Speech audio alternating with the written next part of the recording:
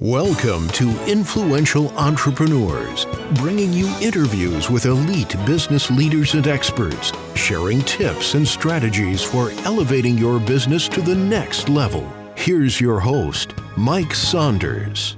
Hello and welcome to this episode of Influential Entrepreneurs. This is Mike Saunders, the Authority Positioning Coach. Today we have with us Kirk Michie, who's the founder of Candor Advisors. Kirk, welcome to the program. Thanks, Mike. Good to be here. Hey, so I want to learn all about what you do and how you do it, but get us first started with what is your background and your entrepreneurial journey up to this point in your career? So I have been in finance and investments for more than 3 decades. That was my original degree, and I got started in the brokerage business working for Merrill Lynch a long time ago. Mm-hmm. Gravitated towards the private equity business a little more than halfway through my career, first as a partner at a buyout firm, and then going back towards wealth management and advising sellers on how to maximize value for their company, and then formed Candor Advisors 2.5 years ago after retiring from the wealth management business. So I've always been what I would call entrepreneurial. But the first time I became an entrepreneur was right at the start of COVID in 2020. Neat. So you're a newbie with only 30 years of experience in the business, so that's good. Exactly. Exactly. And so I know you cover this on your website, but what's the derivation or why pick the company name Candor? Well, it's from Latin, to shine light upon. And the idea here is that for most founders who are moving towards some sort of capital event, whether it be for purposes of retiring or buying out a misaligned partner or expanding one part of their business. There's a whole lot of stuff, whether you're working with financial sponsors like private equity firms or even investment banks like ours, that just in my mind is not well explained, is not transparent enough. And so we seek to change that one client at a time. And so hearing what you're saying so far, it makes me think of business broker slash venture capitalist slash exit planning. And it sounds like you might be a whole mishmash of them all together, right? So you're helping business owners with exit planning, whatever that might look like, but it might be a merger and acquisition. It might be a full-on sale, or it might just be planning for maybe a key person or a family member to take over all or part of the business. So what is that? What does that look like in how you are serving your clients? Yeah, so that's a great question, because there are a number of people that serve founders kind of at this inflection point in different ways. And so I would refer to us as a boutique investment bank or a transaction advisor. We're licensed that way in a pretty highly regulated industry. And there's a spectrum of people that can help founders when they're thinking about selling their company or buying out a partner or developing a successor. Exit planning is a newer derivation. Most of the exit planners I've met are in the insurance or investment business and kind of adding something to their practice. And then business brokers tend to work on relatively small transactions. They're a little bit more like real estate brokers. So our goal is to get founders to the best possible outcome. So we don't necessarily have a viewpoint about whether somebody should sell to an outsider or not, but more often than not, one of the things that selling founders want to investigate is there a potential sale to a private equity firm, a competitor, a public company, and to do that well and in the right way from a regulatory standpoint, you really do need to be an investment bank. So that that's the distinction I'd make. And it kind of falls up underneath being a fiduciary, which as working with a lot of wealth advisors, I've realized that is a legal obligation. You have to do the right thing for your client or else, and that's huge. I was talking just last week to a client of mine who's in financial services, and they're getting ready to launch an arm of their company where they're going to help people that have had a notice of foreclosure, and they're going to help teach them how to cure it on their own. And if there's a way, a need to do a buyout, do a fair buyout with equity sharing and all of that, which leads me to the P word, predators. In the scenario I just mentioned, and I'm sure in your world, there are some people that come along and talk a big talk and go, hey, Kirk, we can help you out. And all of a sudden you wake up and it's like, you just took me for a ride. So what does that look like? And what can be done to notice and be aware of a potential predator who's approaching you? And what can you do about it? Well, I'm glad you brought it up, and I would also extend a lot of respect to your client that is going to help folks in that area, because when business owners are in that position, there aren't enough people that are willing to help them out, and oftentimes somebody's business is the lion's share of their activity and the lion's share of their net worth. So it's neat that they're developing that extra service. Yeah. I would say that the reason that the most popular video on our website, both the first and second most popular videos on our website, are me talking about how the buyer of your business is a full-time predator and you as a business owner or part-time prey, is because it really resonates with people. The idea that generally speaking, whether it's an opportunistic buyout of a business that's kind of on its heels, or the hope of exploiting a seller who really doesn't understand the full value of their business by getting in there early, one way or the other, the buyers and even the business development people, the junior analysts at the private equity firms, have a lot more experience at doing this than the savviest of sellers. The savviest of sellers might have been through 2, 3, maybe 5 transactions over their lifetime. And that's if they've been a really active entrepreneur. And I'll tell you that, we've been involved in 60 deals. Some of the M&A attorneys we work with have been involved in hundreds of deals over their career.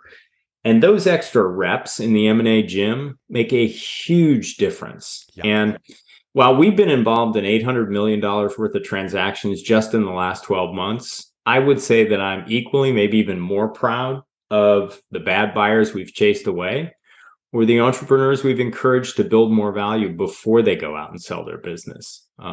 Specifically because those buyers, well-intentioned though they may be, engage in predatory behavior, and the entrepreneurs need some help there. And I'm pretty confident you're a book reader, so I'm going to check the box and say, I wonder if you have read this book, Built to Sell. I have. Yeah, I figured so. But it's what you just said there is very similar to that book. It's a wonderful book written in fictional storybook format. But basically, it's like, let's polish up our business so that it can be sold for the highest dollar.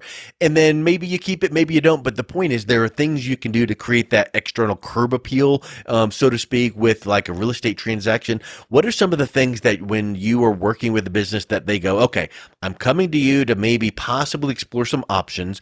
And I've got some runway. I've got maybe a period of time where we don't have to sell tomorrow, but we got some time. What are some of the things that you're looking at first to help them see and then work on to get, the ball rolling in the right direction? Yeah.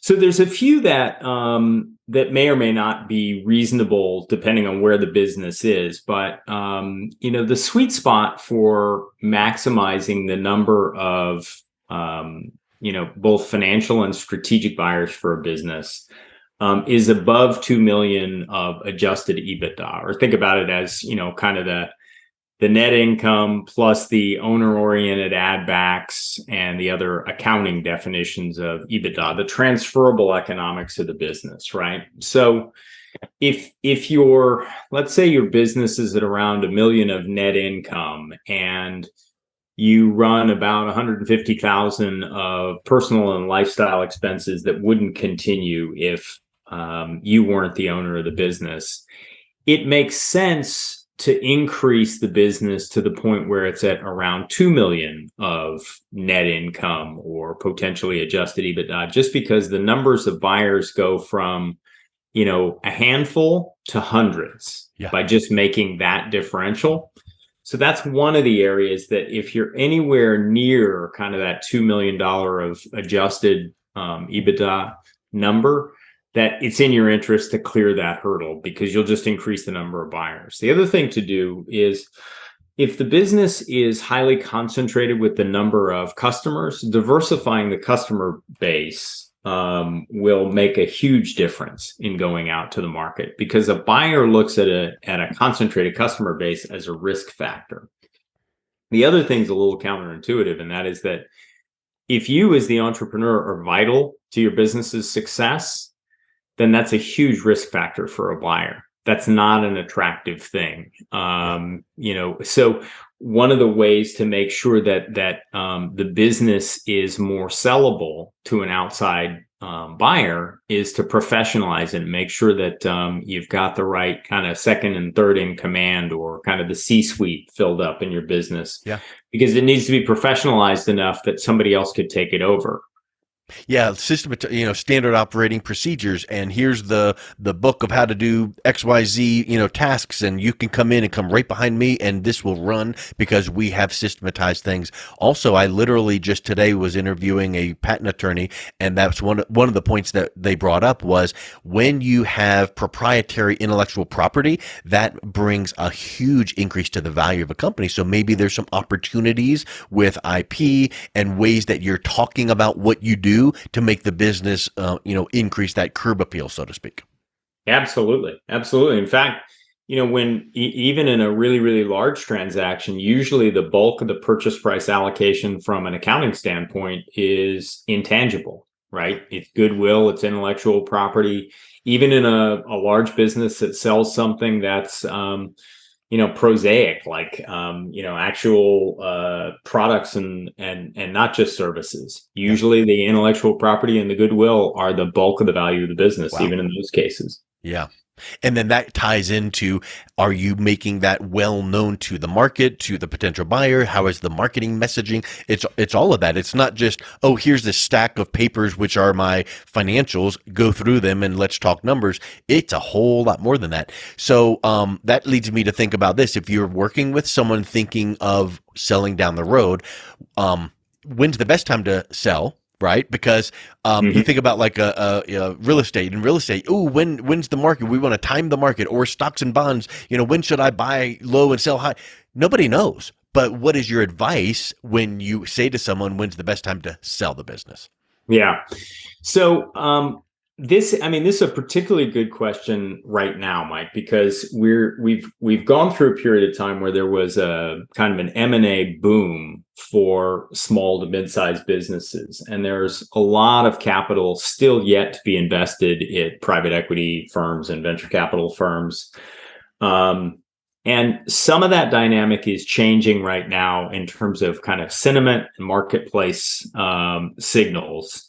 So there would be a tendency on the part of some sellers to think, well, I might have missed the window, or this might not be the right time. And we counsel sellers, for the most part, that it's more important to understand the why of them thinking about selling than try and time the sentiment of the market. Yeah. Once a seller is clear on whether they want to sell because they want to retire, because they're tired of dealing with HR issues, because they don't want to go through another downturn in the marketplace, because their biggest competitor keeps taking share from them, or they're not willing to reinvest the amount of money necessary to grow the business in an adjacent market or in a new way, or they're just burnt out. Yeah. Getting clear on that why is the best way to figure out the timing, right? If you're burnt out and you can't do it anymore, then the timing's now. And you know what? Those things you mentioned are intangible, many of those intangible. So what does it really matter that I squeezed out an extra $1,000 or $2,000 or $1,000 or $2,000 or $1 million or $2 million? Because if you're fed up and done, you're fed up and done. That's exactly right. That is exactly right. And so, now one of the things that happens is a great transaction advisor might tell you, listen, I understand you're burnt out, and I think, based upon that, this is the right time to go to market. You might get a little less right now because these things have happened to sentiment. Interest rates have gone up. So a buyer who's going to have to finance the transaction has different economics than they would have, 9 months ago. But if you're ready to exit, and you really can't imagine yourself doing this a couple of years from now, then you're probably better off taking the market slightly lower valuation right now than trying to eke it out when you're burnt out on Yep. being in the business. Because your economics are probably going to diminish if you're burnt out anyway. So you might as well go now, especially if you've already got, people in place to kind of take the business to the next level. Yeah. We can probably find, for every transaction, there's a buyer out there, right? So you may or may not like the price, but there's plenty of buyers out there. And knowing the end game, the why, it kind of gets back to, I work with a lot of financial planners who I make this comment to them: you're like a life coach. You sit down with someone and go, tell me about what you want to see in retirement and how do you want to live? Because retirement, that quote unquote, air quotes phrase, that's different for one person to the other person. Retirement might be sitting and playing golf all day long, but it might bore the daylights out of someone else. So when you're thinking about exiting a business, what is the net result of that? Do you want to exit so that you can sit around and do nothing? Or do you want to take the money and start another business in another industry? Or you don't really want to retire. You just actually, if I were to wave a magic wand and say, you can work 2 days a week, come in at 10, leave at 3, and make X number of dollars up front, lump sum, and have a residual cash flow of X, would that make you feel like on top of the world? And sometimes people would say, hallelujah, yes, that's retirement for me. So it's really is beginning with that why. What do you want out of the deal? And then let's work backwards from there.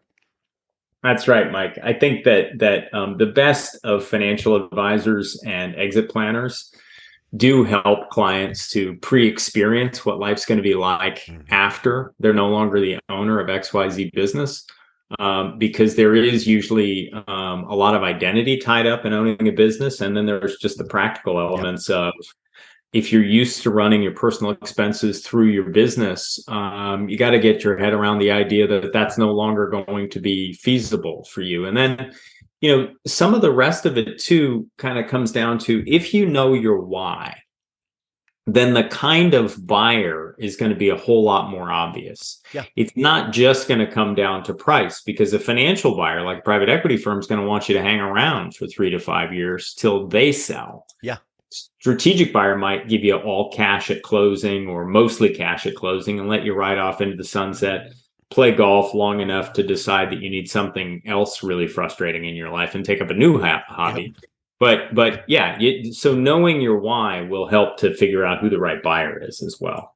And realizing that the irritants that you're experiencing now, like you mentioned, like what if it's HR, what if it's employee, whatever the case is, what if that was gone right now? What if you sold whatever, 40%, 60% of the business, and someone else took over the headaches and you got a lump sum of X and you had some cash flow coming in and you worked those 2 days a week? Wouldn't it be nice to do just only the thing? What if you were the face of the company? What if you only did the things you absolutely love to do and you only did it in that fit your schedule? Wow, that might mean, well, yeah, I guess I was saying I wanted to sell the business, but no, what you just said there, that works. So I think helping people understand that might lead them to go, I don't want to sell in the way that I was thinking initially. Yeah, you're spot on. I mean, that's part of what we refer to as becoming a limited partner in your business, where if you can develop a successor and or create processes where you don't need to work full time, especially if your business is more of a lifestyle business and not likely to command a high enough price so that net after taxes you can replace the economics of owning the business, then maybe the best path for you, is to become a limited partner in your own business and figure out a way to work less, or explore a transaction like an ESOP where you might get a tax advantaged sale. Yeah. You don't get quite as much money, but maybe you won't pay any capital gains taxes on it, and maybe your employees can take over your legacy. Yeah. You don't always have to sell 100% of the business, and you don't always have to sell to an outside buyer to get a great outcome that kind of satisfies all the things you need, which are frankly, price, terms, and legacy. That's what a lot of it kind of comes down to. And, if you can satisfy those with an internal transaction or some sort of structured transaction with employees or a new way of doing business, sometimes that's the better path. So from potential predators to all the variables of what it could look like and all of the things. It is not a fill in the blank, go online and download a document and we're good to go. There are so many moving parts with this. So I would say, Kirk, that someone listening to this might say, hey, I'm thinking way down the road, like confidentially, I don't even know that I'm going to do this, but give me some guidance. What's the best way that someone can learn more about what you guys do and then reach out and connect with you? Well, yeah, just navigate over to our website. It's Candor-Advisors. There is a section on our website called Who's Your Buyer, which goes into the full-time predators and part-time prey element. And then there's a page for insights, which is videos on lots of topics. None of those topics are why you should handle or why you should hire Candor advisors. All those topics are on things that come up in M&A. And I would say that we probably do a lot more good by making sure that those videos get out there and by making sure that people know, kind of where to access other resources, other consultants who do things adjacent to what we do, the right M&A attorneys, the right wealth managers, the right accountants, to make sure that people get their businesses in the kind of shape to command the right price or to decide to not sell. And, I wasn't kidding when I said I think we're equally proud of the times we've chased away a bad buyer or helped somebody build more value. And we've built our own economic model around the idea that it's not dependent on the sale of a business. And that probably differentiates Candor Advisors more from other investment banks than any other thing. We don't necessarily build in a fee that means that the business has to sell for us to make the bulk of our compensation. And that helps us to align with founders more than probably anything else.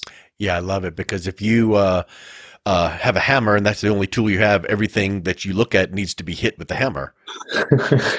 So if the only way you can make revenue is to sell the business, then that's like surgeons, let's just cut something. Well, it sounds like, and we don't have time to get into it right now, but it sounds like you've got so many ways to go, hey, here's some advice, and you're not tied to one or the other. You're just giving good advice, and that then puts the benefit over to the owner to go, okay, Kirk and Candor's team, they're not trying to push me into one thing. I appreciate seeing all of my options. And I would encourage anyone that finds that intriguing, go check out your website. We'll have that in the show notes. And Kirk, I really appreciate you coming on today. It was a real pleasure talking with you. Thanks, Mike. Great being here. You've been listening to Influential Entrepreneurs with Mike Saunders. To learn more about the resources mentioned on today's show or listen to past episodes, visit www.influentialentrepreneursradio.com.